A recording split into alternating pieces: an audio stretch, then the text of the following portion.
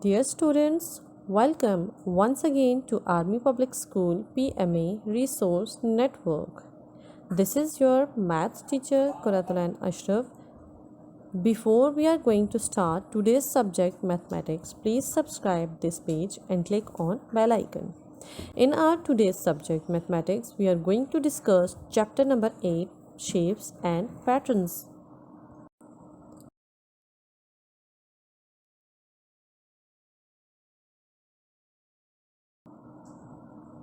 Dear students, this is your week 9 assignment in which we are going to start your chapter number 8, shapes and patterns, in which we are going to discuss the very interesting topic, which is recognizing and grouping shapes. Now dear students, I am going to share the objective. At the end, you will be able to recognize different shapes and make groups of shapes. Before we are going to start the new topic, let's recall our previous knowledge about shapes. Dear students, are you familiar with the shapes? Very good. Do you know what is a square, rectangle, triangle, and circle? Good. These are the two-dimensional shapes. So the students, there are two topics in your this week: recognizing the shapes and grouping the shapes. Recognizing means identify something or someone, and grouping means putting together.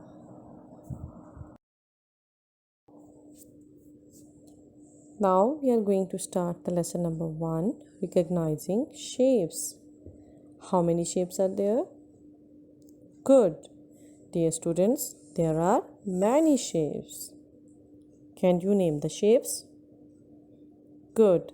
There are many shapes in which the most commonly shapes are circle, square, triangle, and rectangle. Very good. So dear children, there are two types of shapes: two-dimensional shapes and three-dimensional shapes.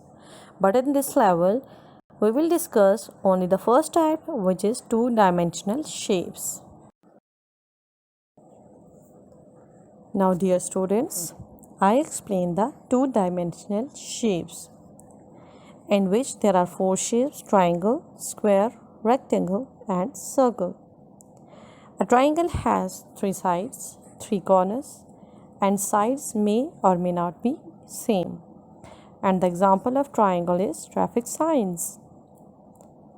The next shape is square, which have four sides, four corners, and all sides are equal in it. The example of square is dice and cards. The third shape is rectangle. Rectangle have four sides, four corners, and equal opposite sides. And the example is books. And the last shape is circle. Circle have no side, no corner, and it look like a ball.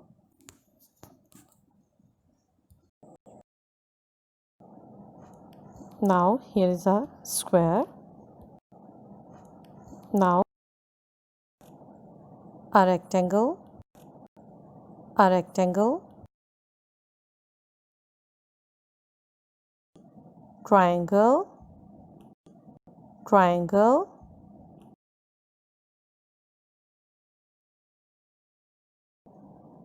and a circle, and a circle.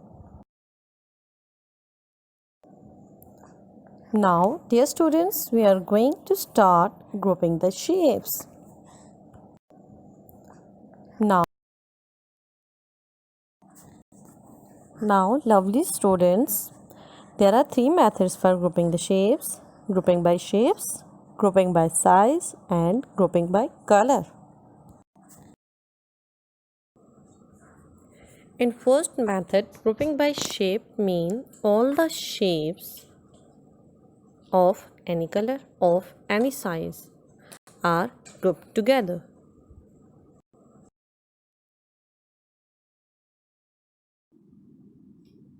For example, all the triangles of any color and of any size are grouped together.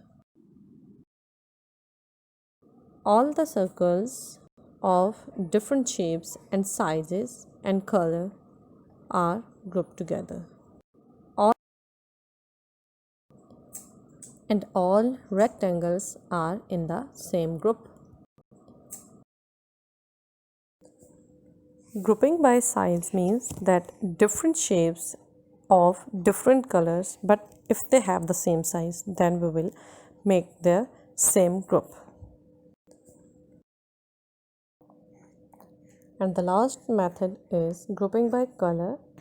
Different shapes of different sizes, but if they have the same color, then we will make the same group of that shapes. So lovely children, I am going to share the success criteria with you. Recognize the different shapes and make groups of shapes by using 3 methods. So dear students, now I am giving you some written task which you have done on the loose sheets. Question is match the following, in which on the left column there are 4 shapes: circle, triangle, rectangle and square. And on the right column the options are: it has 4 equal sides, it has 4 corners and opposite equal sides, it is round, it has 3 corners.